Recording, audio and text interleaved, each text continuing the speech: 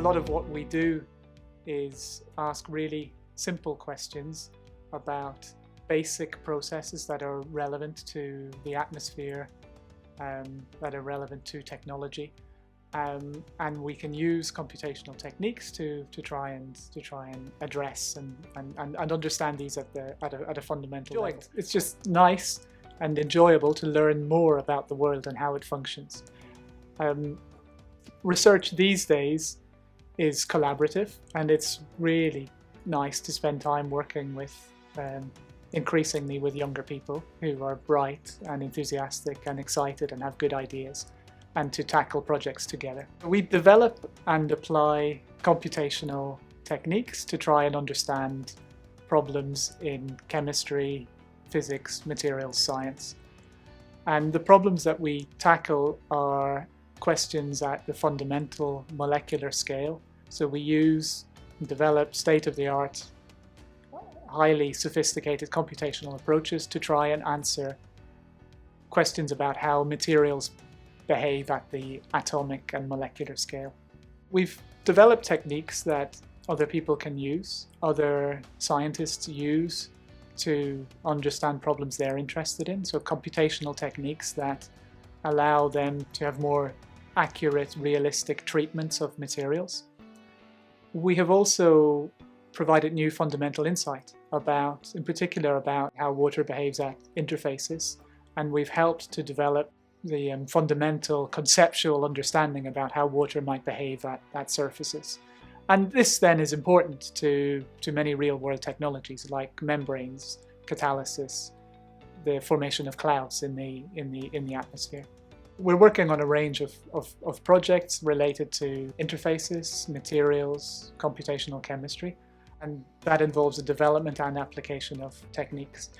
In terms of applications first, we are looking at how water flows in membranes. So we're trying to understand what it is about specific membrane materials that might optimize the flow of water through them. And that's important work because the Earth there's plenty of water on Earth, but not enough of it is drinkable. And what we can do as computational chemists is use computational approaches to understand how can we optimize the flow of water across membranes, across interfaces. In terms of another broad project that we're working on, we're also interested in improving the state of the art of the computational techniques. And in particular, when you think about interfaces and molecules interacting with surfaces, then it's very challenging to come up with an accurate computational description of these interface problems. And we're working on developing improved quantum mechanical approaches that will treat such problems more accurately. And by accurate, we mean producing results that can be verified experimentally and can help drive forward people who are doing experiments on these types of systems. I come from a very small village in northwest Ireland. Moving from there to Cambridge certainly was a culture shock. When I came to Cambridge for the first time about 20 years ago, I found it an exciting, beautiful place to live. And so Cambridge really is a very beautiful city. I was delighted to be amongst so many other enthusiastic, talented, inspiring scientists. In our group, we really do a lot to ensure that we're working as a team. Everybody working in our group has their own individual project, but they work on it collaboratively with other people. And we have lots of collaborations in the UK and internationally. We have group dinners and parties. Also, I am a keen runner, and so I've managed over the years to persuade lots of people in the group to take this up. And each year we take part in a group triathlon.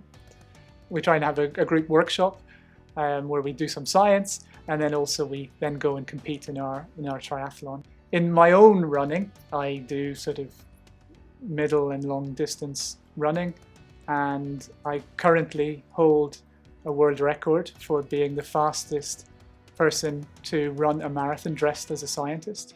This year I'm joining the chemistry department as the new 1968 chair of chemistry, and my group will be relocating from London, from UCL to Cambridge, and there are about half a dozen people who will be coming with me, and there are some new people who will already be joining me in October, and I'm hoping that from the very beginning we will have a nice, vibrant group environment and group atmosphere here in the chemistry department.